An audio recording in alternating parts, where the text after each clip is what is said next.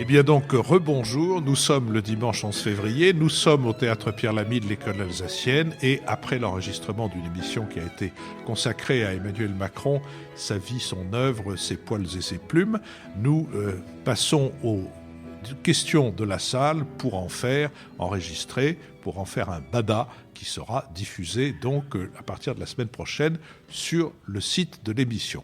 La première question est à vous, c'est ici. Bonjour. Merci pour la première partie qui nous a bien renseigné sur le fond et la forme du pouvoir d'Emmanuel Macron. Il y a une chose aussi déterminante pour l'avenir, c'est la politique de recherche en France. Donc on sait qu'on a un président philosophe, mais ça fait très longtemps, je ne sais pas si on en a déjà eu, qu'on n'a pas eu un président pour la recherche. Est-ce que dans les éléments qu'on peut connaître actuellement de sa politique, il y a des choses qui nous font pressentir quelque chose dans ce sens ? Est-ce que quelqu'un a sur cette question... Oui, Nicolas Bavrez. Non, mais il est vrai que l'innovation fait partie des axes importants soulignés par Emmanuel Macron en France et en Europe. Donc, dans ce qu'il a appelé les biens communs de l'Europe, il a mentionné l'éducation et l'innovation.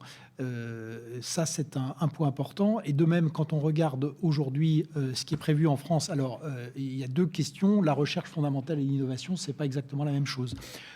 Pour l'innovation, il est prévu un fonds qui sera approvisionné, un fonds de 10 milliards qui sera approvisionné par les recettes des privatisations à venir. Sur la loi de programmation militaire, il y a également un fonds particulier qui a été prévu et qui est un fonds de 700 millions d'euros. Donc, très clairement, l'innovation fait partie des priorités qui ont été fixées par Emmanuel Macron en France et en Europe et qui participent de la Startup Nation. Lucille Schmitt. Oui, moi je voulais... Sur la recherche, dans le discours contre Donald Trump, il y a eu l'idée de l'attractivité, par exemple, par rapport à la recherche, attirer les chercheurs qui ne sont pas français. Et j'avais trouvé ça assez intéressant. Et en même temps, quand on rapproche ça de la situation de la recherche française et des universités françaises, et avec le principe d'autonomie des universités qui aujourd'hui est avancé, moi je pense qu'il y a une vraie question budgétaire, c'est-à-dire qu'on voit bien qu'aujourd'hui les laboratoires de recherche sont exsangues, qu'en fait beaucoup de chercheurs d'ailleurs partent à l'étranger parce qu'ils seront mieux payés ou ils auront les moyens tout simplement de financer leur recherche. Et lorsqu'on veut par exemple mettre la France en premier rang sur les questions climatiques, on voit qu'il y a énormément de chercheurs en France qui sont très talentueux mais qui n'ont pas les moyens de cette recherche.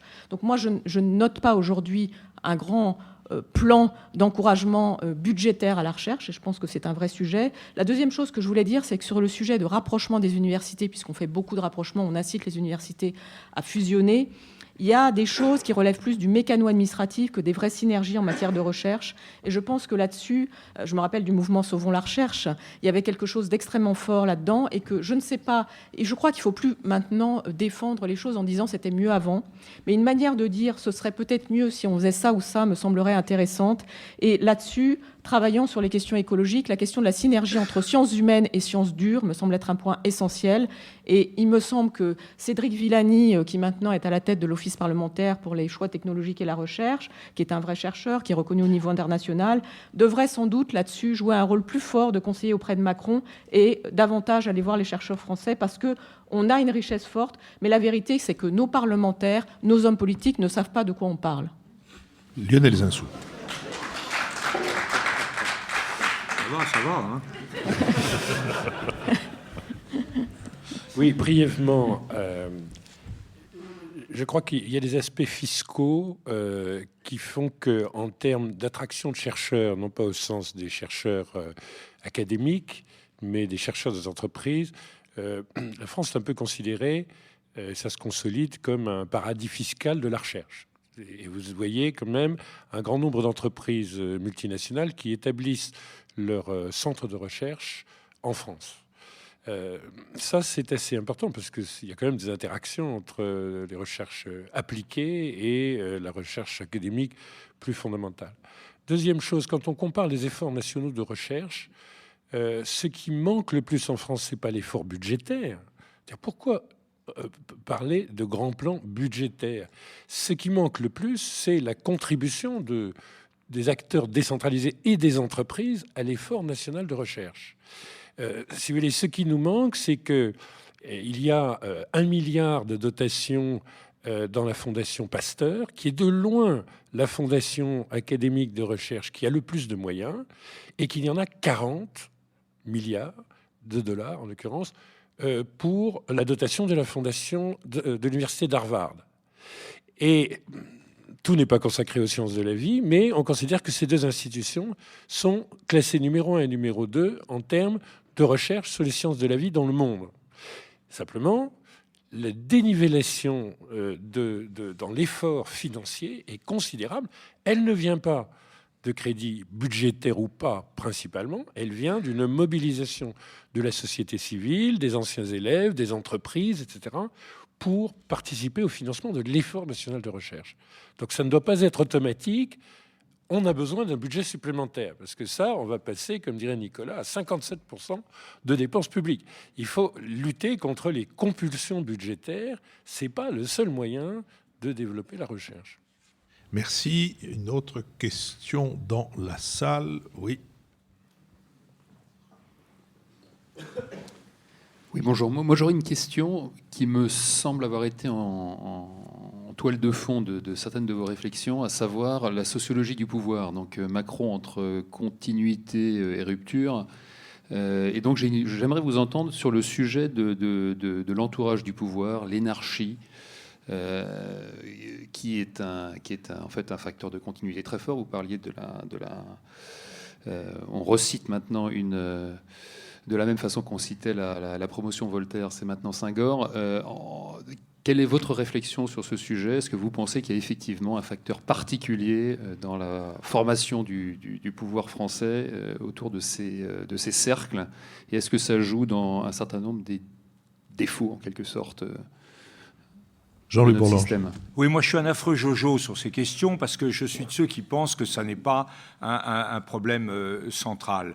Je pense que le problème de la formation qui est donnée à l'ENA est un problème important et qu'on devrait peut-être faire autrement, qu'on devrait avoir, notamment je trouve absurde qu'un classement par amphi-garnison continue à orienter des fonctionnaires qui se destineraient par exemple aux affaires étrangères mais qui n'obtiennent pas le niveau requis à aller dans d'autres vocations. Je crois que c'est un peu absurde. Donc il y a certainement des choses à faire et moi j'ai toujours pensé que l'École nationale d'administration devrait plutôt s'organiser sur un mode proche de l'École normale supérieure avec une école d'entrée et ensuite des choix de spécialités qui seraient faits librement à des niveaux différents par les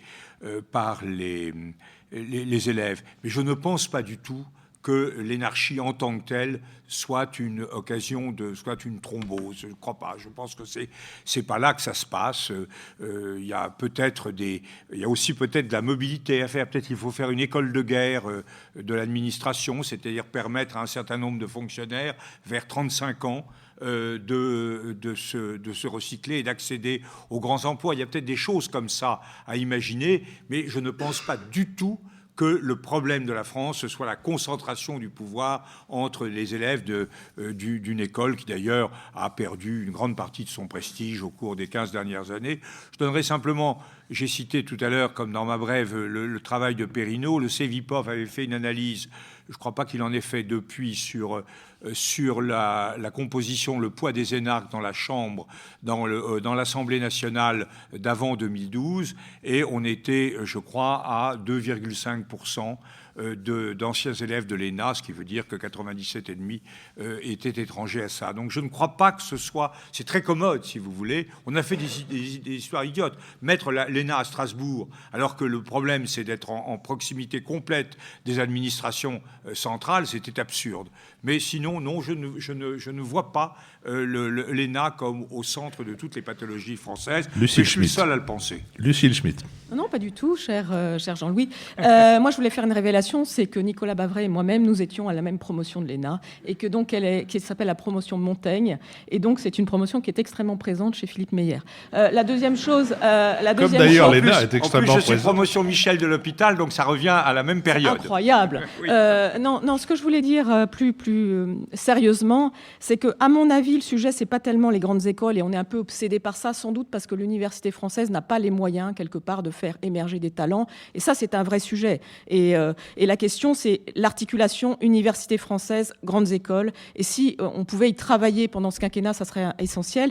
Ce que je voulais dire, c'est qu'il me semble quand même que le problème de l'entourage d'Emmanuel Macron, c'est plus les parcours conformes. C'est-à-dire que on peut faire une grande école et en fait avoir un parcours atypique ou créatif ou prendre des risques. Et je trouve qu'il y a étrangement autour d'Emmanuel Macron des gens extrêmement disciplinés qui ont un problème d'émancipation. Donc peut-être qu'ils vont petit à petit s'émanciper dans la saison 2 d'Emmanuel Macron. Mais le sujet qui est posé, c'est quand vous avez fait telle ou telle grande école. Vous savez, il y a des journalistes qui ont fait une grande école et puis voilà, personne s'en souvient. Et quelque part, ils s'exonèrent de ce péché d'avoir été dans le sein des saints. Mais il faut s'exonérer de ça en devenant créatif, anticonformiste, en prenant des risques. Emmanuel Macron a eu une audace incroyable. Est-ce qu'il peut être entouré d'audacieux ? Moi, je pense que c'est ça le principal sujet. Je veux dire, quand j'ai été nommé membre du Conseil franco-britannique, la première, les réunions sont un coup au Foreign Office et un coup aux Affaires étrangères à Paris, au Quai d'Orsay. Et moi, le premier coup, c'était au Foreign Office. Donc on est arrivé dans une gigantesque salle avec au moins 6 mètres de plafond, une gigantesque table en acajou, et puis chacun a pris place. Alors en face de moi, il y avait les membres britanniques. Les membres britanniques, c'était un Écossais, un Sikh, un Pakistanais, un Gallois, un Ghanéen et un Anglais de souche, ou des Cornouailles, etc. Et du côté français, c'était un Normalien, un énarque, un Normalien, un énarque, et moi qui assurais la diversité à moi tout seul, mais qui, ayant trouvé cette formule assez bonne, ai pris un Normalien et 3 énarques pour faire aujourd'hui l'émission dont je reste encore le symbole de la diversité. Nicolas Bavray. Le problème politique, c'est celui du premier tour de l'élection présidentielle, qui est la vérité politique de la France, avec un pays qui est donc extrêmement fracturé, divisé et fragile. Et c'est vrai que le paradoxe du système Macron, c'est que avec la majorité et le parti, on a théoriquement la société civile au pouvoir, mais que la majorité et le parti LREM sont à la fois immenses et vides. Et la réalité du pouvoir, c'est vrai qu'on n'a jamais eu un pouvoir aussi centralisateur et purement technocratique. Et ça crée évidemment un risque très important. On pense qu'on veut des élus locaux, mais ce sont des gens qui existent. Et le fait de les avoir non seulement tenus à distance, mais vraiment traités avec le maximum de mépris possible, est à mon avis un risque politique. Il y a un risque de politique au sens électoral du terme, et puis un vrai risque politique, c'est que ces fractures, du coup, vont être creusées au lieu d'être résorbées, ce qui est quand même une partie du mandat qui a été donné par les Français à Emmanuel Macron. Lionel Zinsou. Oui, en tant que représentant des autodidactes qui n'ont fait que l'école normale supérieure, je crois quand même que En Marche n'est pas un ensemble vide. Je crois que ce qui est surprenant, on commence à faire les études un peu sociologiques sur En Marche, mais ce qui est quand même frappant, c'est qu'ils ne sont pas moins nombreux qu'avant l'élection, ils sont plus nombreux. D'autre part, ils n'ont pas cessé de travailler, parce qu'il y a quand même un travail assez original qui se fait sur une espèce de démocratie participative, avec, vous savez, ce projet qui va être important en 2018, d'élargir à l'Europe des conventions démocratiques. On va faire dire par les électeurs, mais dans plusieurs pays européens, ce que sont les attentes de protection par l'Europe, les attentes, enfin, ce qui donnerait du sens à la nouvelle Europe. Donc, ce travail se prépare en ce moment. En fait, dans je ne sais pas si ça s'appelle des cellules ou des sections, parce que je n'y participe pas, de la République En Marche. Je voudrais demander à Jean-Louis comment vous vous appelez dans vos structures de base. Parce que, de secte. donc, je veux dire, on pourrait penser qu'il y a 2 fois moins de marcheurs. Apparemment, ils sont plutôt 360 000. Et puis, en fait, ils sont plutôt au travail. Donc, moi, je crois qu'on ne peut pas faire l'impasse là-dessus. Par ailleurs, le Parlement a beau être marginalisé, comme on nous l'explique, ce qui est quand même extraordinaire, c'est qu'il est complètement neuf et qu'il est incroyablement divers, et par le genre, et par l'origine ethnique. Moi, j'ai pour ami un député breton d'origine rwandaise, mais c'est très rare, les députés bretons d'origine rwandaise. C'est aussi rare que les députés rwandais d'origine bretonne. Enfin, donc vous avez des transformations. Et il est la Bretagne après la marée noire. Il est très actif. Ça n'est pas politiquement correct.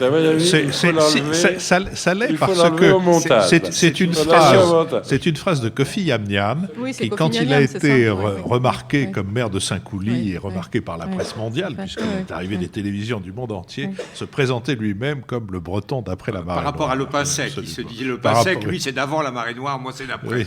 Ou c'est la Bretagne de Steven Smith. C'est pas pareil. Il faut faire attention. C'est comme les blagues juives. C'est différent si c'est fait par un rabbin ou si c'est fait... donc les blagues bretonnes, la connotation raciste, c'est compliqué. Donc, mais au fond, ça permet tout de même de sentir combien il y a l'accès à la parole d'un renouveau véritable des forces qui soutiennent un pouvoir. Et donc je crois que le fait qu'il y ait 3 énarques de la même promotion dans les 3 bureaux du premier étage au Palais de l'Élysée, c'est secondaire par rapport à la puissance du mouvement. Si vous voulez, il doit rester quelque chose comme 60 000 militants socialistes, il y a quelque chose comme 360 000 marcheurs, et ça ne peut pas, dans la sociologie du pouvoir, être passé sous silence. Mais cher Lionel, beaucoup de militants socialistes sont devenus des marcheurs. Oui, mais enfin, là, je pense que Lionel faisait allusion aux 60 000 qui restent. Jean-Louis Bourlanges. Oui, non, je passe non, il renonce. Alors, la question est... J'ai oublié de préciser quand même que dans mon choix, j'ai pris la précaution aussi de prendre un normalien qui est aussi énarque. À vous de deviner lequel. Ou un énarque qui est aussi normalien. Oui, question. Bonjour. Je voudrais rebondir sur une remarque qu'avait fait M. Bavrez en début d'émission, qui retirait au macronisme le fait que ce puisse être une idéologie.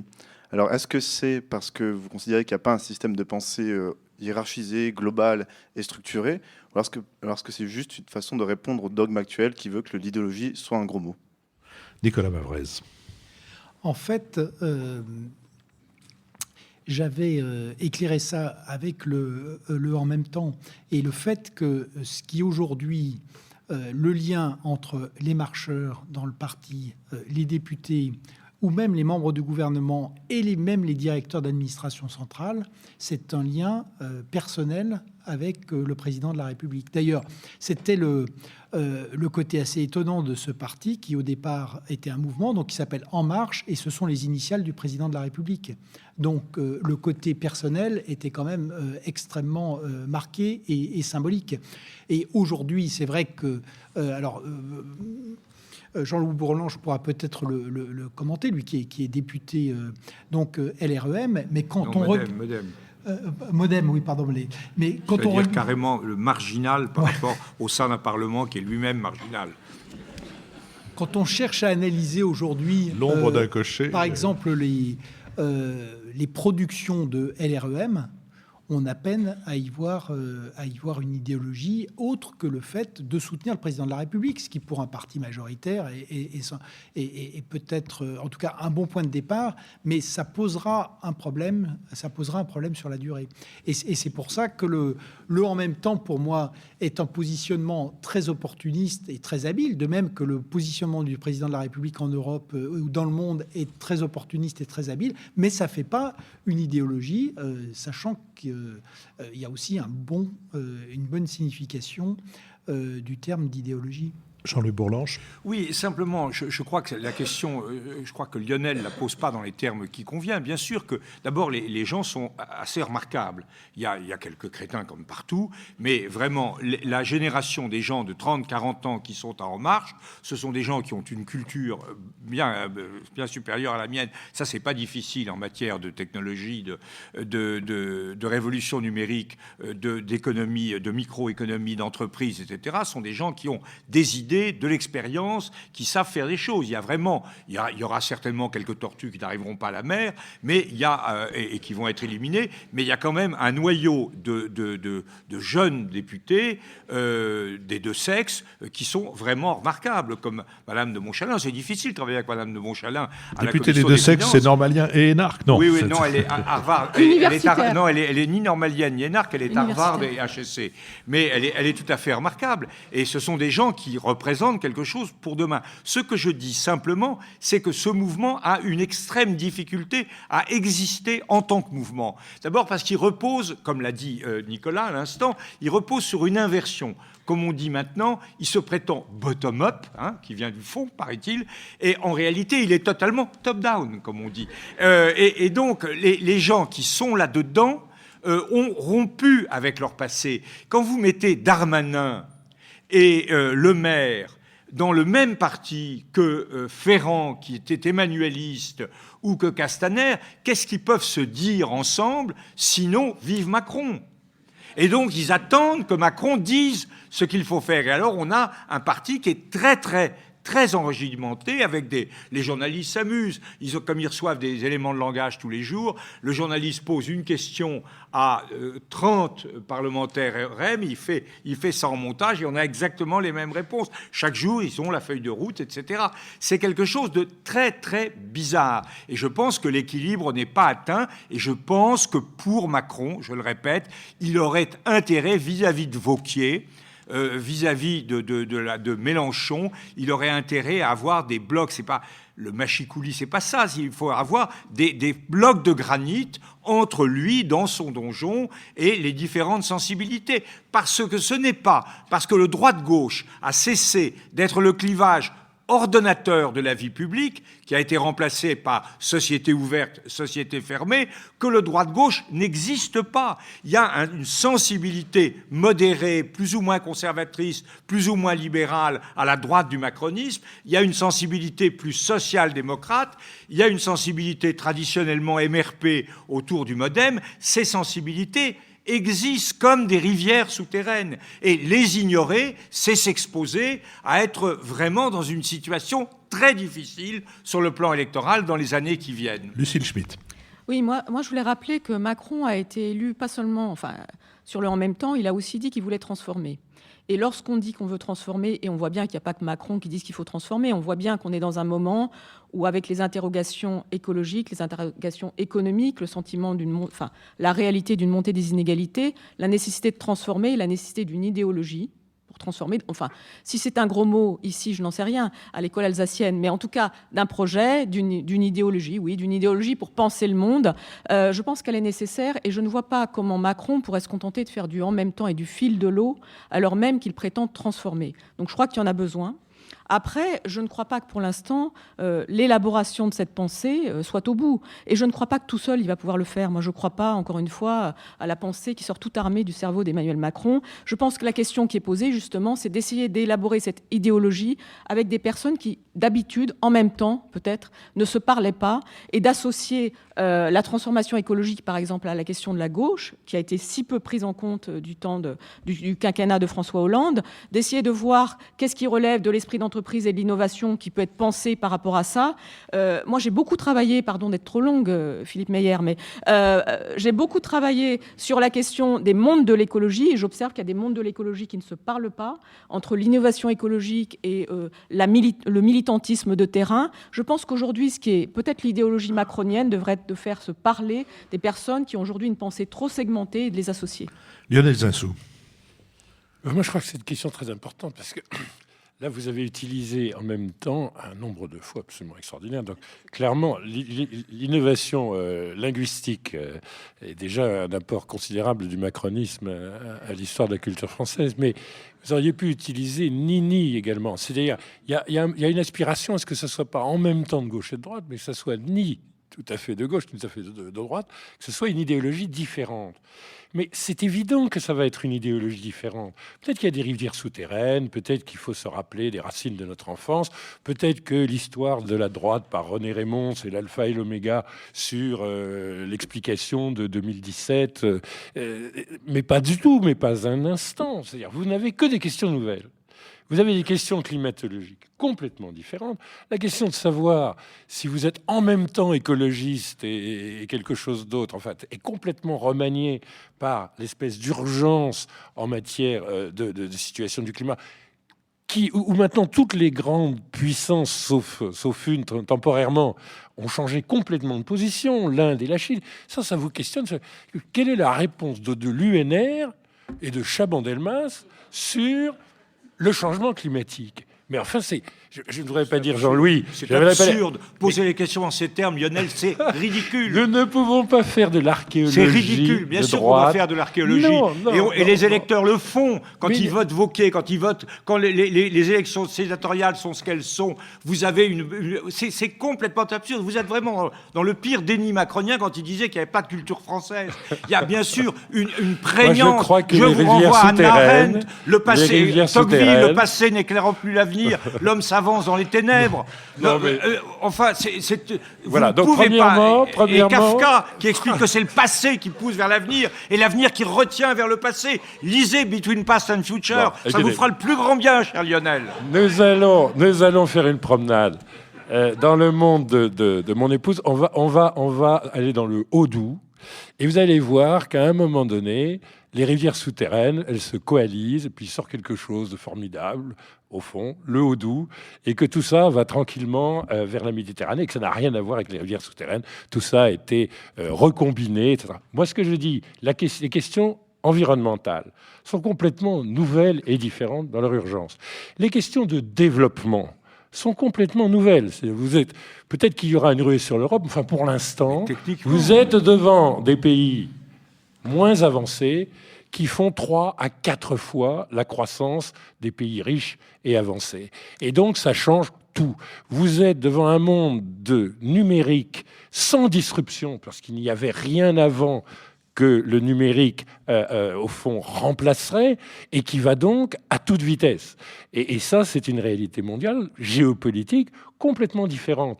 Vous avez des situations spirituelles, religieuses. Il y a eu, dans l'hommage à Hakim El-Karoui, à son livre sur l'islam de France, tout à l'heure par Nicolas, le rappel de ce fait que ces questions n'ont juste rien à voir avec ce qui a modelé la reconquête à Épinay par François Mitterrand, et de l'autre côté, la création de l'UMP. On est devant quelque chose qui, par les questionnements, va forcément apporter des réponses idéologiques nouvelles.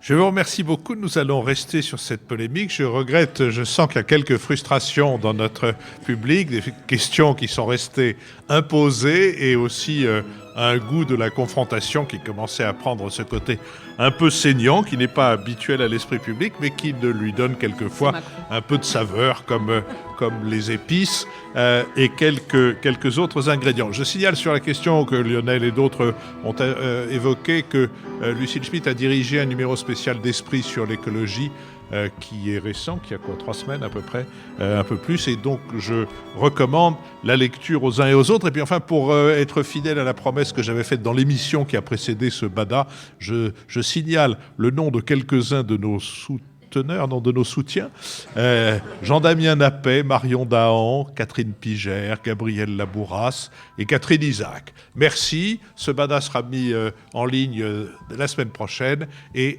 nous vous retrouverons donc pour une émission ordinaire dimanche prochain à partir de 13h. Merci beaucoup à vous tous.